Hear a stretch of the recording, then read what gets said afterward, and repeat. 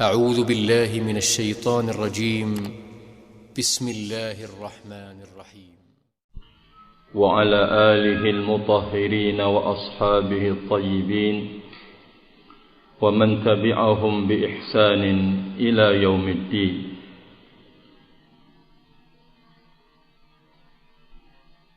Kita melangsungkan barakallahu fikum bacaan kita terhadap salah satu karya besar Imam min a'immatis sunnah Al-Imam Al-Barbahari yang disyarah oleh salah satu imam termasuk di masa kita sekarang ini, Syekh Rabi' hafizahullah ta'ala. Kita masuk kepada poin yang ke-95 dan seterusnya. Qala al-musannif rahimahullahu ta'ala wal imanu bi anna Allah ta'ala ittala'a nabiyahu sallallahu alaihi wasallam ala ma yakunu fi ummatihi ila yaumil qiyamah. Kata beliau Al-Imam Al-Barbahari rahimahullah, termasuk dari prinsip seorang sunni salafi, sunniyah salafiyah, beriman bahwa Allah subhanahu wa ta'ala telah memberitahukan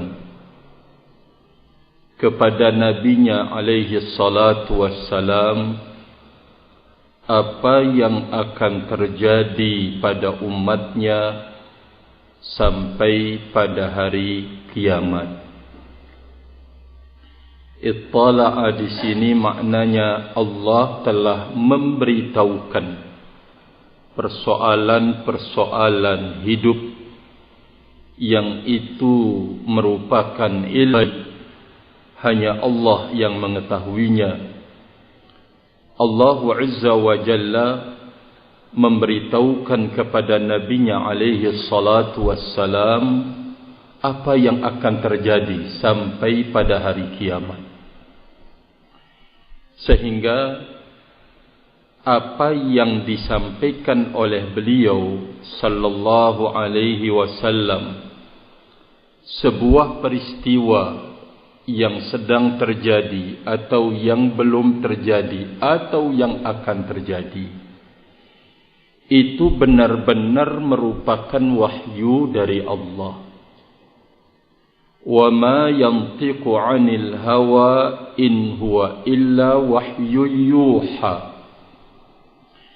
Kalau Nabi alaihi salatu wassalam menceritakan tentang persoalan gaib, maka bukan artinya bahwa beliau mengilmui persoalan gaib.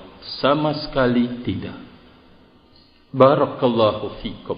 Nah, salah satu dari persoalan gaib yang disampaikan, yang diberitahukan oleh Allah kepada nabinya Muhammad sallallahu alaihi wa ala alihi wasallam pada poin yang berikutnya kita akan baca insya-Allah.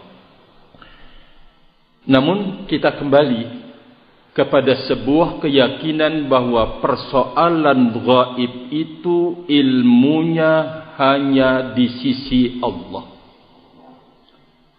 Maka kalaupun Nabi alaihi salatu wassalam, Rasul sallallahu alaihi wasallam memberitahukan persoalan gaib, maka itu adalah sebuah pemberitahuan dari Allah. Nabi alaihi salatu wassalam tidak memiliki pengetahuan tentang persoalan gaib kecuali apa yang diberitakan oleh Allah, yang disampaikan oleh Allah, yang diwahyukan oleh Allah subhanahu wa ta'ala kepada beliau. Seperti firman Allah Azza wa Jalla dalam surat Al-An'am, "Qul la ya'lamu man fis samawati wal ardil ghaiba illallah."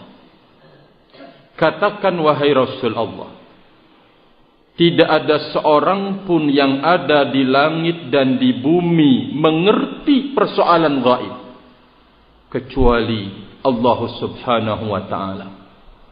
Wa indahu, dalam ayat yang lain dalam surat An-Naml tadi, dalam surat Al-An'am, wa indahu mafatihul ghaib la ya'lamuha illa huwa. Di sisi Allah Azza wa Jalla kunci-kunci persoalan gaib tidak ada seorang pun yang mengetahuinya kecuali Allah. Kaum khurafiyin atau sebagian kata beliau khurafiyin menetapkan kalau Nabi sallallahu alaihi wasallam punya pengetahuan, punya ilmu tentang persoalan gaib. Ini sikap melampaui batas dari mereka terhadap diri Nabi kita Muhammad sallallahu alaihi wa ala alihi wasallam. Contoh yang jelas lagi, Allah perintahkan kepada Rasulnya alaihi salatu wassalam untuk mengatakan, "Qul," katakanlah wahai Rasul Allah, "La amliku li nafsi naf'an wala darra illa ma syaa Allah." Katakan wahai Rasul Allah bahwa aku tidak memiliki kekuasaan, kemampuan buat diriku sendiri untuk mendatangkan manfaat dan juga menolak mudarat. Tidak punya kemampuan, tidak mengerti manfaat di depan apa, mudarat yang akan terjadi di depan. Nabi kita alaihi salatu wassalam tidak punya pengetahuan dan tidak punya kemampuan untuk membentengi diri illa Masya Allah, kecuali apa yang diinginkan dan dikehendaki oleh Allah Azza wa Jalla. Mari kita dengarkan kata beliau, "Walau kuntu a'lamul ghaib," kalaulah aku mengerti persoalan gaib, lastakthartu minal khair wa ma massaniyas su. Niscaya aku akan memperbanyak kebaikan dan tidak akan menyentuhku hal-hal yang membahayakan. Karena tahu, kalau sekiranya beliau tahu, oh ini akan terjadi ini, menyingkir. Oh ini akan terjadi, akan terjatuh di lubang, tahu. Berarti dia tidak menempuh jalan itu. Misalkan, tidak akan menimpaku sesuatu yang membahayakan diriku kalau aku mengerti perkara al-ghaib. Tadi sudah kita sebutkan sebuah ayat yang menjadi barakallahu fikum dasar keyakinan umatnya Nabi alaihi salatu wassalam terhadap apa yang diinformasikan oleh beliau. Wa ma yantiqu 'anil hawa in huwa illa wahyun yuha. Tiadalah dia berbicara yang keluar dari hawa nafsu, melainkan wahyu yang diwahyukan oleh Allah. Ayat ini merupakan rekomendasi tazkiyah, pembersihan terhadap diri Nabi kita alaihi salatu wassalam, bahwa apa yang dibimbingkan oleh beliau tidak ada yang keluar dari hawa nafsu. Itu bersih, merupakan wahyu dari Allah Subhanahu wa ta'ala. Dari sini kita memahami berarti umatnya Nabi alaihi salatu wassalam tidak akan bersih dari ini. Dia akan bisa mengucapkan sesuatu yang keluar dari hawa nafsunya, membimbing sesuatu yang itu merupakan bagian dari hawa nafsunya, kemauan dan keinginan barakallahu fikum hawa nafsunya. Bisa terjadi. Sampai salah seorang dari salafun as-salih ridwanullah alim ajma'in mengatakan, aku tidak tahu mana perkara yang lebih menyenangkan, yang lebih membahagiakanku dari dua hal. Apa itu? Selamatnya saya dari kekufuran, kemusyrikan menuju Islam, dan atau bersihnya saya, artinya lepasnya saya dari hawa nafsu. Salafun as-salih ridwanullah alaihim ajma'in. Beliau akan menjelaskan masa kelurusan din itu dan masa terjadinya huru-hara persoalan besar di dalam agama ini. Beliau akan sebutkan, insyaallah kita akan baca. Barakallahu fikum. Sekali lagi, Allah Subhanahu wa taala telah membersihkan nabinya alaihi salatu wassalam bahwa segala apa yang dibimbing tidak ada di dalamnya hawa nafsu. Berarti kita sebagai umatnya akan bisa terjatuh dalam perkara itu. Berbicara untuk kepentingan diri kita sendiri atau hawa nafsu kita sendiri, itu bisa terjadi. Barakallahu fikum. Maka disinilah letaknya dengan kita belajar kebenaran, tahu mana bimbingan yang berjalan benar-benar, mana bimbingan al-haq. Karena al-haq itu mesti dalam prakteknya adalah al-haq juga, kan itu konsekuensi. Maka jikalau ternyata bimbingannya ini prakteknya enggak benar, enggak sesuai, berarti inilah dia bentuk hawa nafsu. Barakallahu fikum. Kita akan bisa melakukan demikian dan pintunya sangat terbuka lebar untuk kita melakukan hal itu. Barakallahu fikum. Mari kita dengarkan. Termasuk di antara hal yang diinformasikan oleh Rasul alaihi salatu wassalam apa yang akan terjadi pada umatnya pada poin yang ke-96. Kata beliau, wa'lam anna Rasulullah sallallahu alaihi wasallam qala sataftariku ummati ala 73 firqah kulluha finnar illa wahidah. Kata beliau rahimahullahu taala, dan ketahuilah bahwa Rasulullah sallallahu alaihi wasallam telah bersabda, umatku akan terpecah belah menjadi 73 golongan. 73 golongan. Ini dasar perpecahan. Telah disebutkan oleh para ulama yang menjadi ru'us, kelompok terbesar yang darinya bercabang-cabang. Satu, Khawarij dengan sekian pecahannya. Ada 4. Kemudian Rafidah, Syiah Rafidah dengan sekian cabangnya.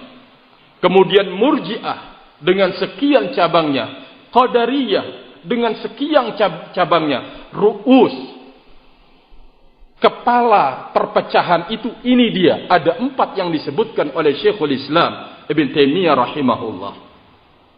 Kata beliau, dari 73 itu semuanya mendapatkan ancaman di dalam neraka. Berarti kan yang membawa bendera kesesatan itu lebih banyak sepanjang masa. Sampai kita bertemu dan berjumpanya dengan Allah Azza wa Jalla. Kapan? Ya, barakallahu fikum. Hari kiamat menjadi akhir dari informasi keberadaan kelompok-kelompok yang tersesat di dalam agama tersebut. Nah, kenyataan yang ada, apa yang telah terjadi dari zaman dahulu sampai dengan sekarang, bahwa ahlul batil itu berada pada mayoritas. 73 dikurangi 1 berarti 72. Semuanya berada dalam ancaman neraka kecuali 1. Maka di saat bisa saja pecahan itu mengakui kalau dia yang selamat, maka Nabi SAW memberikan qaulul fasl, distilahkan oleh Syekh Rabi hafizahullah ta'ala, qaulul fasl, yaitu ucapan yang menjadi hakim, mengeluarkan siapa-siapa yang mengaku. Apa itu qaulul fasl? Supaya jangan sampai ada kelompok yang sesat mengakui saya yang selamat. Yang itu kelompok kami loh. Yang itu kelompok kami loh. Apa qaulul fasal itu? Pertama, wahiyal jamaah.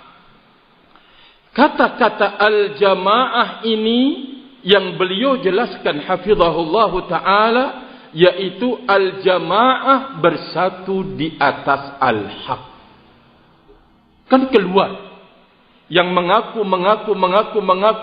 kami ini golongan yang selamat, yang itu berbahaya, yang ini keluar dengan kata-kata al-jamaah.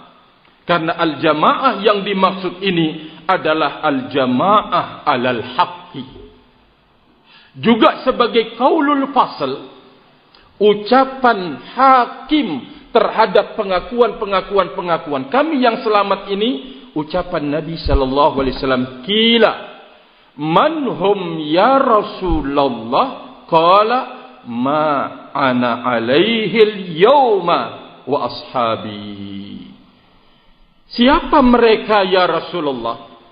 Satu al-jamaah itu, maka beliau memberikan jawaban, orang yang berada di atas jalanku pada hari ini, dan orang yang berjalan di atas jalan para sahabatku, kata Rasulullah alaihi salatu wassalam.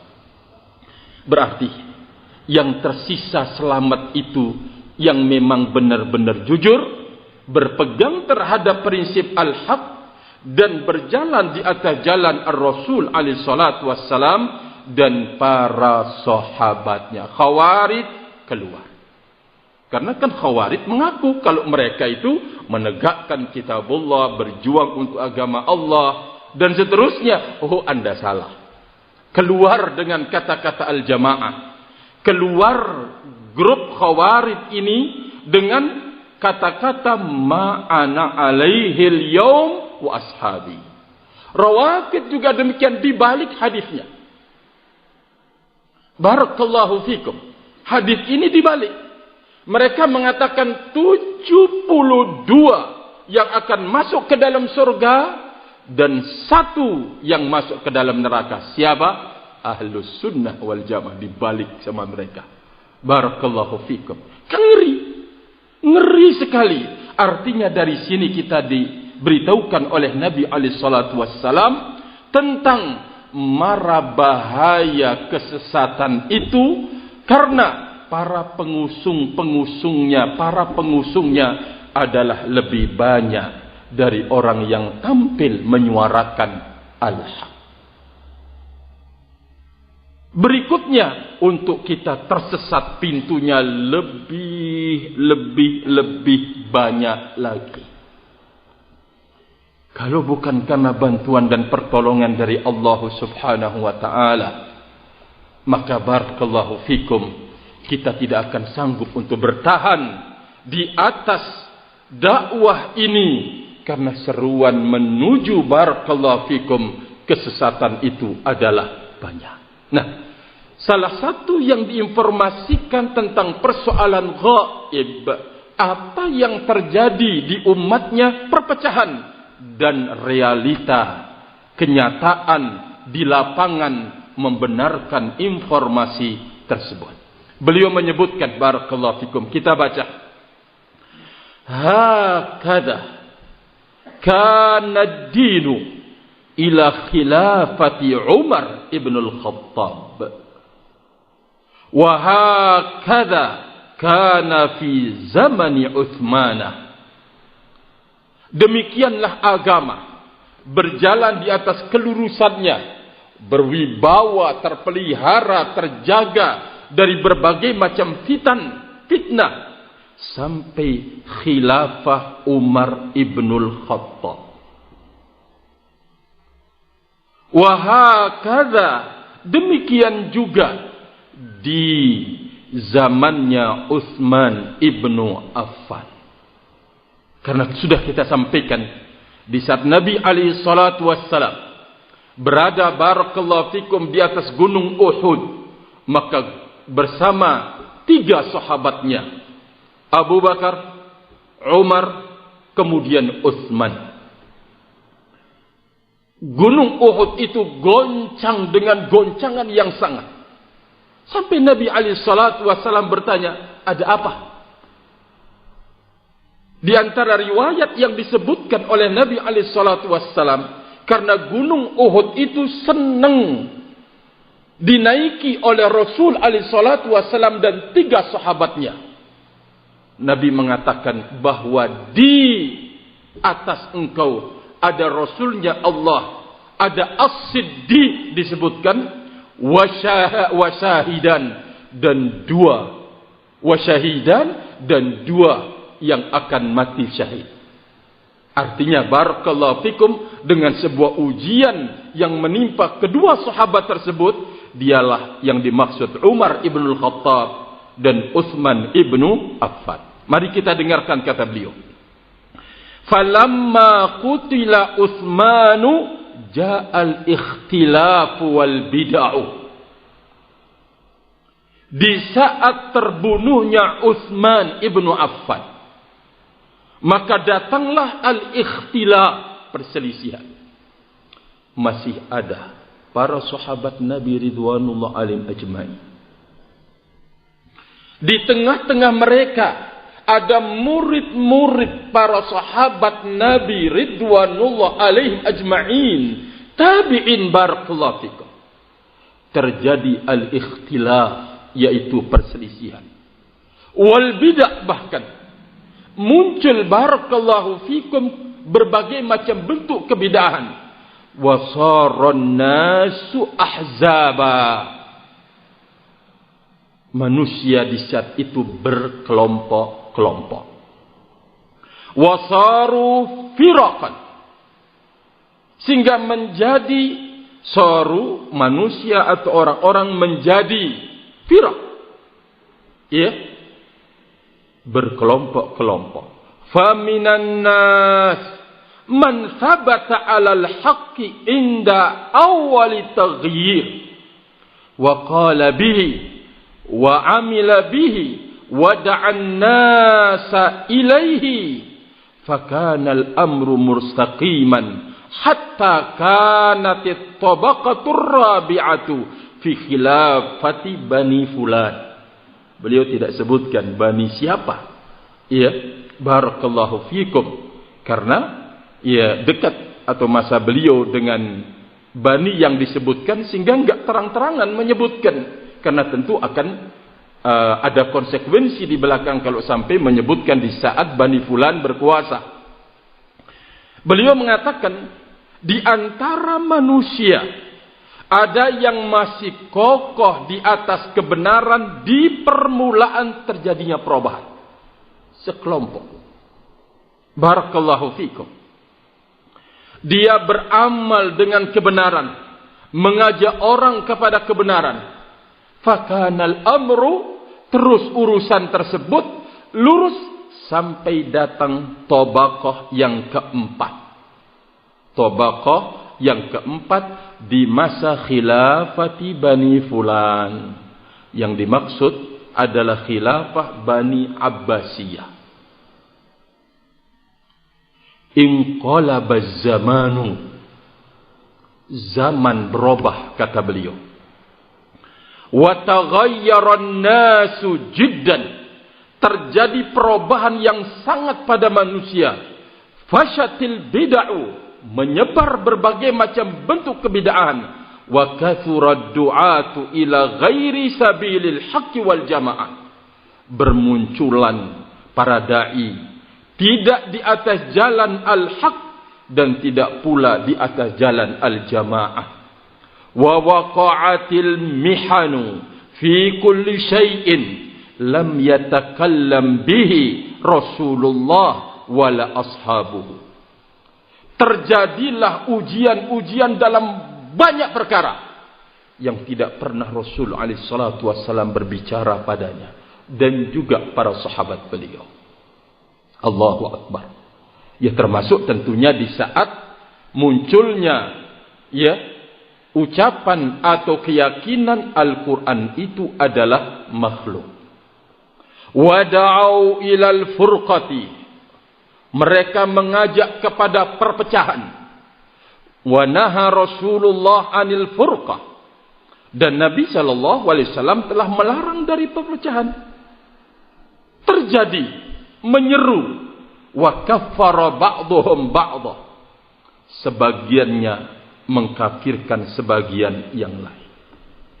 ini terjadi masih para sahabat hidup. Sudah sedemikian rupa ujian besar menimpa umatnya Rasulullah sallallahu alaihi wasallam. Lah kalau itu terjadi di masa dekatnya dari zaman kenabian, bagaimana lagi kalau ditarik sampai masa kita sekarang? Barakallahu fikum. Maka disinilah letak apa yang dititipkan dari warisan Nabi alaihi salatu wassalam. Berpegang teguh dengan al-jamaah. Kata-kata berpegang teguh dengan al-jamaah, berjalan di atas apa yang dilalui oleh Nabi di masanya dan setelahnya para sahabat Nabi. Di sana ada ungkapan agar kita menjaga keikhlasan berjalan di atasnya. Karena kapan saja barakallahu fikum keikhlasan itu terganggu di saat menapaki jalan kebenaran, disinilah akan terjadi malapetaka. Kalau kita tidak segera kembali kepada jalan keikhlasan itu. Maaf saja ya. Terkait dengan keikhlasan itu tidak ada yang tahu. Barakallahu fikum. Tidak ada yang bisa merekam dari manusia yang melihat kita begitu semangatnya, begitu memberikan barakallahu fikum bimbingan-bimbingan, sampai kemudian mentahdir ahlul bidah dengan keras. Wah, luar biasa. Ingat, keikhlasan itu barakallahu fikum tidak ada dari murid-murid kita yang tahu. Karena itu rahasia diri kita dengan Allah Azza wa Jalla rahimani wa rahimakumullah. Maka ini yang harus kita benar-benar menjaganya. Anda berjalan di atas al-haq jamaah, na'am, ikhlaskan niat. Jaga baik-baik. Niat itu barakallahu fikum. Karena akan datang hari, masa, waktu, persoalan yang akan bisa menodai keikhlasan itu barakallahu fikum. Harus dijaga dengan sekuat tenaga. Rahimani wa rahimakumullah jami'an. Ini titipan dari Nabi kita Muhammad sallallahu alaihi wasallam karena sudah terjadi. Setelah wafatnya Abu Bakar, setelah wafatnya Umar ibn al-Khattab, Utsman bermunculan, menjamur barakallahu fikum. Nah, oleh karena itu, kalau kita melihat seseorang berbicara bagaimanapun dia, mintakan doa semoga Allah berikan keikhlasan kepadanya. Ketika dia tampil untuk membantah ini, membantah itu, doakan dia. Dia adalah manusia biasa. Barakallahu fikum. Doakan agar Allah Azza wa Jalla terus memberikan keikhlasan pada dirinya rahimani wa rahimakumullah. Karena Imam Ahmad rahimahullah mengatakan, saya khawatir, saya takut kalau pujian itu merupakan istidraj, sebuah pembiaran, ya, penguluran dari Allah Azza wa Jalla. Ini yang sangat-sangat berbahaya. Di saat pujian dan sanjungan itu menjadi istidrajan pada diri kita, diberikan tenggang ayuh, terus semakin banyak yang menyanjung, semakin banyak yang memuji, semakin. Kan kita ini punya senang pada pujian. Barakallah, siapapun dia, senang pada sanjungan, senang pada hal-hal yang mengangkat dia, menjadikan dia di nomor satu, menjadikan senang. Ini kita akui semuanya. Barakallahu fikum. Maka oleh karena itu kita harus sama-sama untuk melakukan perombakan pada diri kita. Tidak ada yang akan menentukan ini semua kecuali ketulusan dan keikhlasan kita untuk menapaki jalan al-haq ini. Bolehlah suara kita di sana sini hak, bolehlah yang kita sampaikan itu adalah al-haq. Saudara, murid kita, teman kita, tidak ada yang mengerti apa yang tersembunyi di saat kita menyampaikan al-haq, di saat kita membantah kebatilan. Tidak ada yang tahu. Maka ini yang harus kita jaga. Barakallahu fikum. Maka oleh karena itu, terjadinya semuanya ini, penyimpangan yang lebih, adalah sebuah informasi dari Nabi kita Muhammad sallallahu alaihi wasallam. Wa kullun da'in ila ra'yihi. Setiap ternyata kelompok itu menyeru kepada pendapatnya. Wa ila takfirin man khalafahu. Dan menyeru untuk mengkafirkan siapa saja yang menyelisihinya. Kemudian kata beliau, fadhallal jihad warri'a juhal warri'a'u warra'a'u wa man la ilma lahu. Karena seruan itu dibungkus dengan bungkus sunnah, dibungkus dengan bungkus Al-Quran, dibungkus dengan bungkus Al-Islam. Di sana ada orang yang tentunya tertipu, ya. Barakallahu fikum. Siapa yang tertipu? Ada 3 jenisnya orang. 3 jenisnya orang yang tertipu, kata beliau. 1, al-juhal. Orang yang memang dasarnya tidak berilmu. Ini pertama kali. Orang yang tertipu, barakallahu fikum, al-juhal. Yang kedua, yang tertipu adalah ri'a. Orang-orang gembelan. Ya, miskin, barakallahu fikum, tidak pernah mencium, ya, orang-orang yang rendahan. Kalau kita artikan ri'a. Keberikutnya, waman la ilma lahu. Orang yang tidak punya ilmu terkait dengan persoalan. Ini yang akan bisa tersesat jalannya. Berarti 3 perkara ini dalam mara bahaya. 3 golongan ini dalam mara bahaya. Barakallahu fikum, akan menjadi mangsa orang-orang yang mengajak dan menyeru kepada kesesatan. Termasuk di antara seruannya disebutkan oleh beliau, wa atma'un nas fi syai'in min amri dunya. Pertama kali untuk memancing orang-orang bodoh, orang-orang yang ya rendahan hidupnya ini, atau orang yang tidak, yaitu menanamkan ketamaan pada sesuatu yang terkait dengan urusan dunia. Oke, Anda mau bersama kami siapkan gaji sekian, ya, mau? Berapa Anda tulis? Ya, Anda mau rumah, kami persiapkan akhwat yang Anda akan nikahi, kami siapkan ini, mobil, lengkap fasilitas disiapkan. Ya, ini untuk memancing emosional. Barakallahu fikum. Ya, tentu orang-orang yang enggak punya ilmu dasarnya, orang yang memang taraf hidupnya itu miskin, tapi ya dia bisa meraih menjadi seorang dai, misalkan punya ilmu. Lah, kalau tawaran seperti ini, sampai dulu di awal-awal, barakallahu fikum, ketika teman-teman kita pulang dari Yaman, ya, waktu itu bercengkrama, duduk bercerita, Masya Allah, macam-macam ceritanya. Di antaranya ini tadi yang saya sebutkan. Anda mau gaji berapa sebulan? Tulis. Wah, asik sekali. Pulang dari Yaman, makanannya roti, kalau ditinggal jadi kerupuk keras. Iya, barakallahu fikum, susah. Tawarannya seperti itu. Mau rumah, ya kami siapkan. Mau akhwat, kami segera nikahkan. Ada yang enggak mau kira-kira?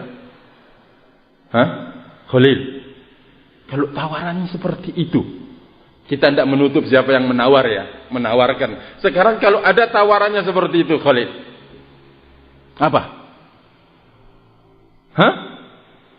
Segera ditampung, segera diterima, ahlan wa sahlan. Ana mau tulis berapa juta per bulan, ya, siapkan mobil, semuanya mau disiapkan. Siapa yang? Nah, ini salah satu upaya dan langkah memancing terkait dengan syahwat dunia. Berarti ini berbahaya. salah satu langkah yang ditempuh barakallahu fikum oleh orang-orang terdahulu untuk menggait seseorang, merusak akidahnya, merusak agamanya. Wa khawwafuhum iqabad dunya. Mereka tanamkan rasa takut kepada mereka itu terkait dengan hukuman dunia. Fa'atba'uhumul khalq ala khawfin fi dunyahum. Sampai orang-orang mengikuti mereka. Banyak orang mengikuti dengan ditanamkan rasa takut terhadap urusan dunia. Kalau Anda tidak mau mengikuti ini, akan Anda kena hukuman. Ini kan tergambar kalau ahlul bid'ah wal ahwa itu punya kekuasaan. Kalau Anda tidak mau, pergi. Hukuman, ini dia konsekuensinya. Misalkan, barakallahu fikum, seseorang yang punya kekuasaan, barakallahu fikum, wa raghbatan fi dunyahum, yaitu mengikuti mereka orang-orang yang raghbah, punya kemauan dan keinginan hanya untuk dunia. Ya orang bodoh ya. Tawarannya orang miskin, fakir, tawarannya dunia. Fasaratis sunnatu wa ahluha maktumin. Sehingga sunnah dan ahlu sunnah di saat itu maktumin, tersembunyi. Bukan. Yang menang ini. Karena para pengikutnya itu tadi. Barakallahu fikum. Wa dhaharatil bid'u fashad wa fashad. Nampak di permukaan kebid'ahan itu dan menyebar. Wa kafaru min haitsu la ya'lamun min wujuhin syatta. Sehingga mereka terjatuh di dalam kekufuran dari sisi yang mereka tidak mengetahui sama sekali. Wa wada'ul qiyas. Setelah itu kesempatan ahlul bid'ah wal ahwa itu untuk meletakkan qiyas. Wa hamalu qudratar rabbi wa ayatihi wa ahkamahu wa amrahu wa nahyahu ala uqulihim wa araihim. Setelah diletakkan qiyas, tentu qiyasnya ya bukan qiyas yang benar, yang tepat, tetapi qiyas yang setan telah melakukannya, yaitu qiyas fasid, qiyas yang rusak. Lalu mereka membawa apa yang Allah itu merupakan kekuasaan Allah, ayat-ayat Allah, hukum-hukum Allah, perintah-perintah Allah, larangannya, dibawa semuanya sesuai dengan akal dan pendapat mereka. Fama wafaqa uqulahum qabiluh. Apa yang mencocoki akal mereka, mereka terima. Wa ma lam yuwafiq uqulahum radduh. Apa yang tidak sesuai dengan akal mereka, mereka tolak. Dalam kondisi demikian, sudah tergait orang-orang juhal, mayoritas manusia di saat itu. Kalau kita tarik ke kita, wah lebih parah lagi. Wari'a, orang-orang yang ri'a di saat itu banyak. Apalagi di masa kita sekarang ini. Wa man la ilma lahu, orang yang tidak punya ilmu sama sekali. Di tengah-tengah mereka inilah fasaral islamu ghariban. Islam itu menjadi sebuah keyakinan yang asing. Was sunnatu gharibatan. Sunnah menjadi sesuatu yang asing. Wa ahlus sunnati ghuraba'a fi jawfi diyarih. Ahlus sunnah wal jamaah menjadi orang-orang asing di tengah-tengah negeri mereka. Allahu Akbar. Jadi ini semua sebagai sebuah gambaran apa yang telah terjadi di masa kebaikan itu masih terang benderang. Para sahabat Nabi alaihi salatu wassalam sebagiannya masih hidup. Akan disebutkan oleh Syekh Rabi, insyaallah kita ambil faedah di hari-hari yang akan datang terkait dengan peristiwa terjadinya perang. Terjadi khilaf sampai menimbulkan pertumpahan darah antara Ali bin Abi Thalib dengan sahabat Muawiyah pada perang Siffin, pada perang Jamal. antara Ali bin Abi Thalib dengan Aisyah radhiyallahu taala menunjukkan betapa mengerikan perselisihan itu, barakallahu fikum, sampai melibatkan orang-orang yang dekat dengan Nabi sallallahu alaihi wasallam. Kan sangat-sangat mengerikan dan menakutkan, barakallahu fikum. Disinilah letaknya ma'asyiral ikhwah, letak keutamaan kita menyempatkan diri di dalam hidup untuk belajar agama. Karena terus berlalu dari masa umur menuju hari-hari yang berikutnya, ujian hidup itu akan terus bertambah, bergulir. Kita tidak akan bisa menyetopnya. Ujian dari sisi duniawi setiap kita sudah merasakannya. Ujian terkait dengan akhirat kita setiap kita sudah merasakannya. Apakah dengan kita merasakan ini, masihkah kita kemudian berleha-leha, tidak punya semangat untuk ini, untuk itu? Barakallahu fikum. Oh, jangan. Tidak ada yang akan bisa mengeluarkan kita dari dahsyatnya fitnah terkait dengan dunia, fitnah yang akan menimpa agama, kecuali semangat untuk mengkaji dan mendalami warisan Nabi kita Muhammad sallallahu alaihi wasallam. Semoga Allah Azza wa Jalla terus mengistiqomahkan kita, barakallahu fikum, ke dalam kondisi seperti ini, berada di majlis ilmu, berada bersama ilmu, kita mengamalkannya, karena ini sesuatu yang sangat berat di masa-masa sekarang ini. Kita mampu berilmu, belum tentu punya kekuatan untuk mengamalkannya. Ketika ada teman kita, ketika ada saudara kita, ketika ada masyarakat kita punya kemauan yang satu, keinginan yang sama, ini kan meringankan beban. Tetapi jangan bermimpi, jangan kemudian berkhayal ujian itu tidak akan datang di dalam hidup terkait dengan dunia dan terkait dengan agama. Tidak, akan tetap menggerus, barakallahu fikum. Maka semoga Allah Azza wa Jalla memberikan kita keistiqomahan, barakallahu fikum, di atas jalannya sampai kita bertemu dengannya, ditanamkan keikhlasan, terus barakallahu fikum kita berbenah, kita menjaga diri kita sendiri. Semoga upaya kita ini dibukakan oleh Allah Azza wa Jalla menuju sebuah kemudahan untuk melindungi diri kita, melindungi istri dan anak kita, melindungi saudara dan saudari kita, ahlus sunnati wal jamaah. Wallahu ta'ala alam bis-shawab, wallahu ta'ala alam bis-shawab, wa akhiru da'wana anil hamdulillah. Subhanakallahumma bihamdika asyhadu an la ilaha illa anta astaghfiruka wa atubu ilaik. Wassalamu alaikum warahmatullahi wabarakatuh. غرباء غرباء غرباء غرباء الحمد لله.